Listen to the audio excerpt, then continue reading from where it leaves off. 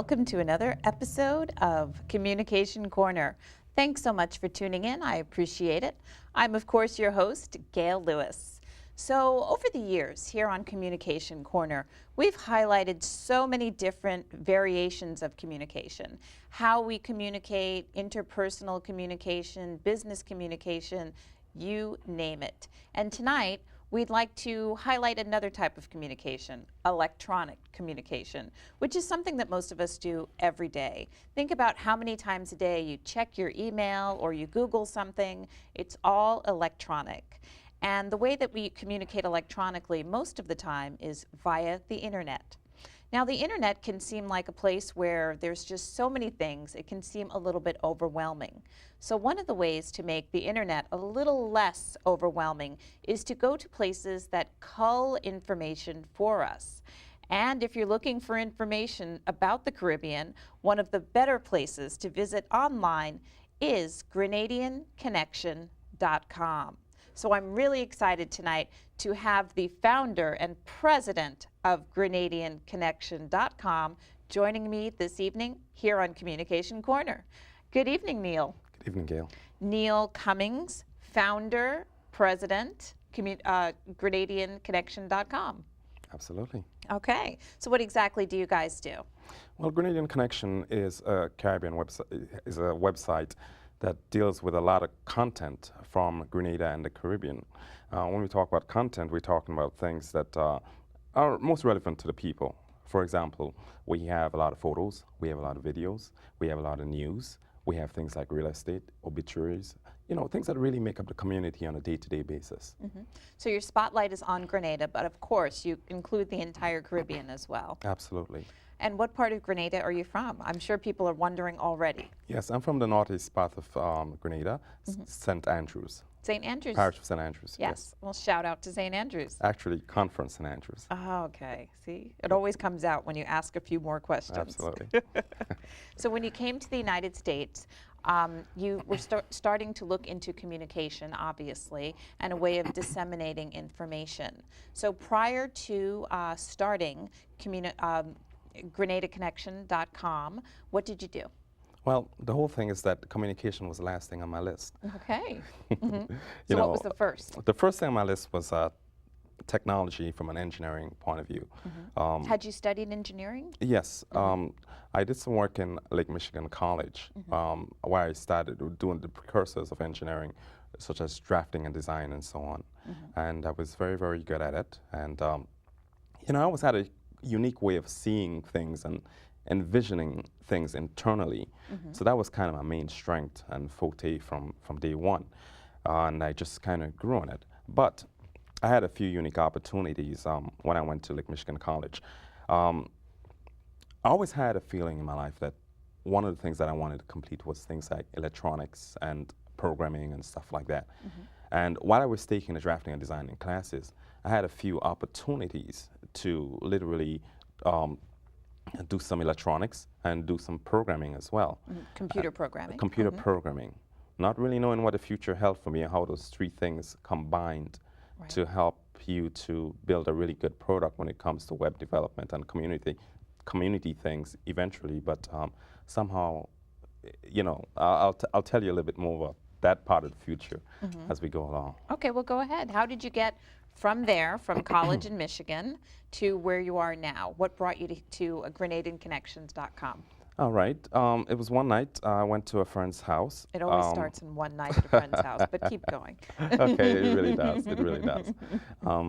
You know, out there in Brooklyn, someplace, after coming back from Michigan, you know, I kept to myself a little bit, you know, while I started to find my way back in Brooklyn or back into the community and so on. But it was just that one night, February 2002. Okay. When I was invited to a party, a friend's birthday party, and a daughter was celebrating a birthday party as well. And I reconnected with a lot of my friends.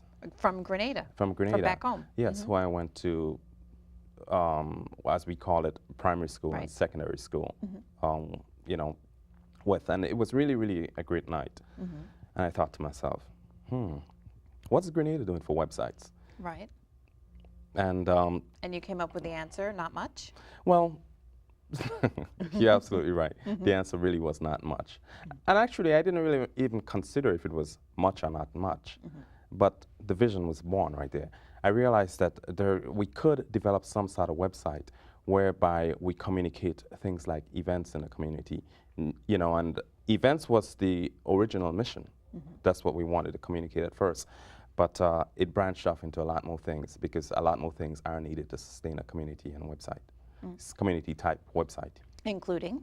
Well, I would say things like probably news and obituaries and, you know, photographs and, you know, and so on. So you started with just a rudimentary, I would assume, website, and you've grown into what you are today. Am I right? Or did you start with something with a lot of bells and whistles? Well, we started out with a pretty good foundation. We had a few photos. We had a few event places, you know, where And people those could. were events both in Brooklyn and in the Grenadian community and Caribbean community at large? Well, the way we did it, yes, people could literally post an event, and they started out posting events for free on the site.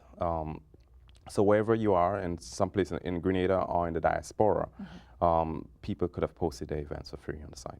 Awesome. And so then how did it grow?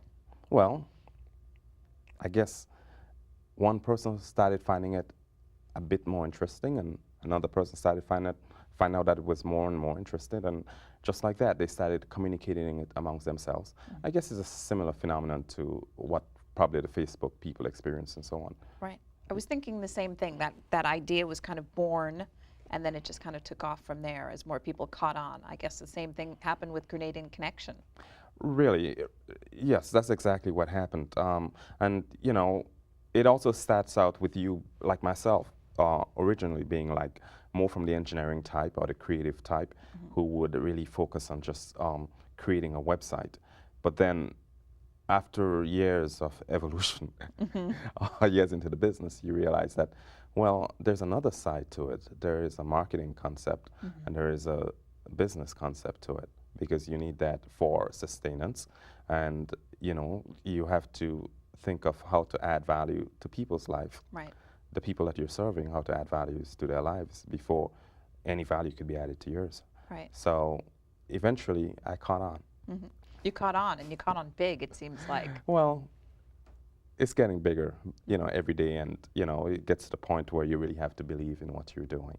Right. Because belief is a very important fundamental, you know.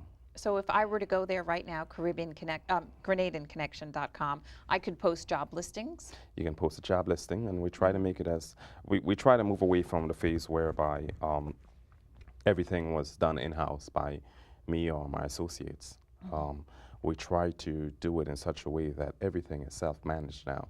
So it's self-managed. So I would go to the site and I would register? Yes, you could register, and you could register for a master account, meaning when I say a master account, is what gets you inside. And once you get inside, you could have multiple sub-accounts to perform or add information to the kind of services that is of interest to you. For example, events. If you like, produce carnival costumes, you could add your costumes for sale. You could add your DVDs, or you could add your music and stuff like that. So it's becoming a real strong social environment. And we also see that there are lots of pictures on the site. Yes. Speaking of social, where are those pictures taken? They seem like everyone just seems to be having a lot of fun. Well, the pictures are taken all over literally. Like I said, Grenada is the source of all Grenadians, but there's probably 2 or 3 times more people and descendants of Grenadians outside of Grenada than in Grenada itself.